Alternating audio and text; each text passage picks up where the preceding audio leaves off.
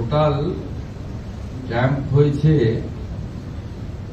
প্রতিদিন 1029, আর তাকে টোটাল করলে আমাদের 4 দিন করা হয়েছিল, 3 দিন ছিল, 1 দিন বাড়ানো হয়েছে। সোমবার দিন কিছু কিছু জায়গা থেকে অভিযোগ আছে। সে এখন কি করবেন, আপনি সরকারি ফর্মে জয় বাংলা লেখাচ্ছে। জয় বাংলা তো পশ্চিমবঙ্গ সরকারের স্লোগান নয়, আমি শুনিও নি। একটা রাজনৈতিক দল দিতেই পারে, তাদের আলাদা কথা, তাদের আমি সেদিকে যাচ্ছি না। এখন যখন ফর্ম বিতরণ করতে গেছে বার্ধক্য ভাতা বা অন্যান্য ভাতা, তখন দেখে উপরে জয় বাংলা লেখা। সঙ্গে সঙ্গে আমাদের নোটিশ এসছে। আমরা বললাম এই ফর্ম তো দেওয়া যাবে না, আপনার লোককে বুঝিয়ে বলুন। সেই কারণে বুধের জায়গায় বৃহস্পতিবার 1 দিন বাড়িয়ে দেওয়া হয়েছে। পরের 3 দিন কোনো সমস্যা হয়নি। মোট 4 দিনে যদি ধরা যায় ক্যাম্পের সংখ্যা, তাহলে 4094। টোটাল রেজিস্টার্ড হয়েছে ভিজিটার্স, যা সিসিটিভিতে আমরা নিয়েছি, শুধু ওই পেপারসের ডাটাতে নিয়ে নিই, 58,17,019। এটা আপনার এসেছে, রেজিস্টার করেছে বিভিন্ন ভাতায় আবেদন করার জন্য। আর কোয়েরি করতে এসেছিলেন স্কিমগুলো সম্পর্কে, সেই সংখ্যা হচ্ছে 70,81,177।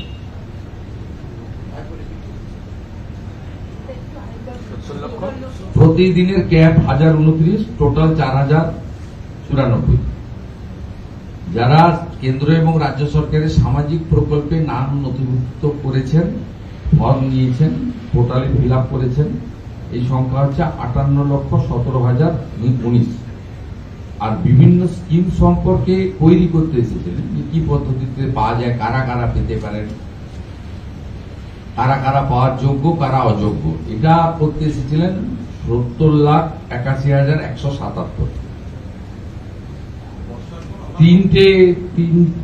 4টে স্কিমেই মেজর আপনার নাম নথিভুক্ত হয়েছে।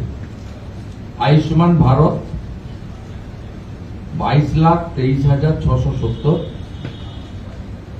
অন্নপূর্ণা যোজনা 8,15,359। যেহেতু 28 লক্ষ মহিলা 3রা জুন টাকা পেয়ে গেছেন, আরো 1,05,00,000 মহিলার ভেরিফিকেশন করে আপলোড হয়ে গেছে, 1 জুলাই টাকা ট্রান্সফার হবে।